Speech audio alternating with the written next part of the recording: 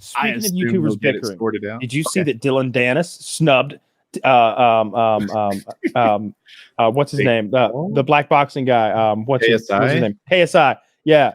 Dillon, they have a, I literally thought match. you were making up names doing a bit. I didn't The first one I did as well. Yeah. No. An actual YouTube drama I'll go to now. This will be so. Here's what happened. KSI, huge YouTuber, streamer, everything. Also, an accomplished boxer, making tons doing that. It had this fight coming up against Dillon Danis, a big jiu-jitsu guy back in the day, kind of palled around with Conor McGregor, made a name for himself in MMA a little bit, but he's a bit of a joke there. He got fucking 10-8'd by Ariel Helwani on his own show recently. Like, he goes on the show, Ariel tries to shake his hand. He won't shake his hand. Ariel called him a liar and a bitch to his face, made fun of his fake teeth to his face. It was a 10-8. Fucking Ariel on Dillon Danis. Yeah. And in the interview, he was like, I'll take fucking, I don't know what he said, but like 8,000 fucking to 1 odds that Dillon Danis doesn't even fight.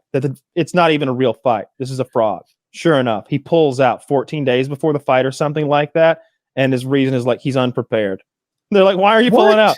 I'm unprepared. I don't have a coach. I haven't been training. I'm not ready. He was never intending to fight. It was a fucking scam just for clout. Oh, geez. And, meanwhile, KSI's over there like out an opponent. They go to some other YouTuber.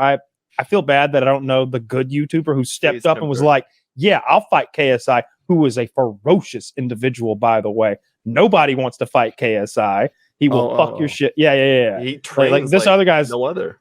He's a very good boxer in the YouTube world. I said the same thing. He's the guy. He is the YouTube boxer. Like Jake Paul or Logan. Yeah. He beat Logan, right? He's the guy who beat Logan.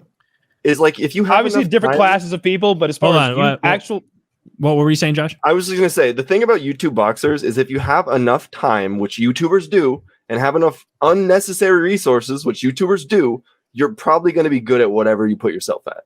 So like with Paul and them, it's like they have the resources to be good. They might just not have that dog in them. That's where it all comes down to.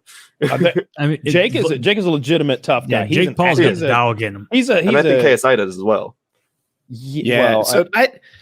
KSI tied Logan Paul in the first fight. I personally thought Logan won, but it was so close I didn't object to the draw. I thought KSI won. Okay. Yeah. And I think a reasonable person could go either way. And I didn't watch. In the second one, KSI only won because like Jake Paul hit him when he was down. Like I think he took a knee and Jake Paul just kept hitting him. Is frowned upon. Lost some points, and that's how KSI won on points because he got fouled. So am I saying I'm sorry, it's Logan Paul. I'm saying this all wrong. Logan Paul lost on points because he fouled him. And it's one of those things where like street fight rules, he kicked his ass. He had him down. And he was hitting him and he was wide open.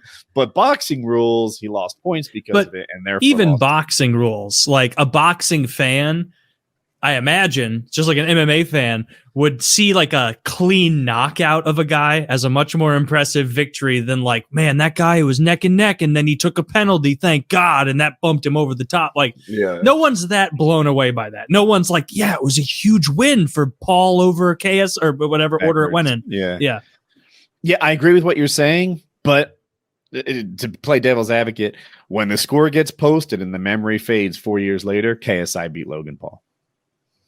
Yeah, true. That seems like a good thing for Logan, or because they're both YouTubers. They both love to box. They've probably done like multiple bouts now, right? Yeah, but anyway, the guy pulled out. Super scummy move. He's known to be a scummy guy. Like the whole thing was intentional. Like he accepted the fight knowing he wasn't going to take it, and he rode the fight hype train to like increase his own clout. And man, if y'all don't watch Ariel Helwani, now that his like ESPN contract is over and he's doing Showtime or whatever it is, I may have that like a little mixed up, but I think that's it. He's cursing. He's saying whatever the fuck he wants. He's calling everybody out. He's eating everybody's fucking lunch. Nobody takes somebody down better within 6 hours of them stepping out of line than Ariel fucking Helwani. He will murder you. It is so good. And if you to your face, the Dillon Danis interview is just funny. Like he wouldn't shake his hand at the beginning. He's like, "You're not going to shake my hand? You're really not going to shake my hand? That's a bitch move." And saying this to a professional fighter, like jiu-jitsu champion, badass motherfucker, as far as like, normal human beings go. All the fighters say Ariel Helwani is like dirty. He's a liar. He creates news by talking shit. I never see it. And whenever he gets called out, he's able to articulate his point in such a way that he seems like he's right. I'm like, man, why is he so universally despised and seemingly always in the right? How is this happening? But that's how I see it. Maybe there's stuff he's done that's wrong that I haven't seen. I don't want to like come off as an Ariel apologist if he's some bad guy and I don't know it. But to my eyes, all I've ever seen was him not getting a fair shake from Dana White because I think he like released some like unreleased information a long time ago about a fight that was going to happen. Oh, and he it turns out Brock's going to fight for the belt or whatever he leaked. And like Dana didn't like that. And then like since then he's been kind of banned from like coming there and doing his fucking job. Like he's not at the events, Taylor. Like the biggest journalist in MMA is banned from the events. He's not allowed to go. He's not allowed to be there at the press conferences. It's weird. We live in America, right? He's the biggest one. Like he's the main. His show is called the MMA Hour. It's called the MMA, and he's not allowed to go. All right, so every time there's a big card coming out, that doesn't seem fair.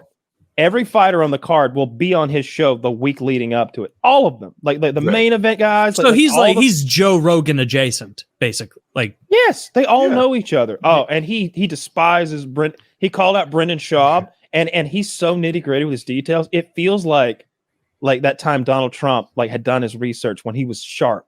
When he had like all the Clinton accusers showing up to the fucking like pressers. He'll Juanita Broderick on the stage. Yeah, Ariel Helwani's diabolical. It's good stuff.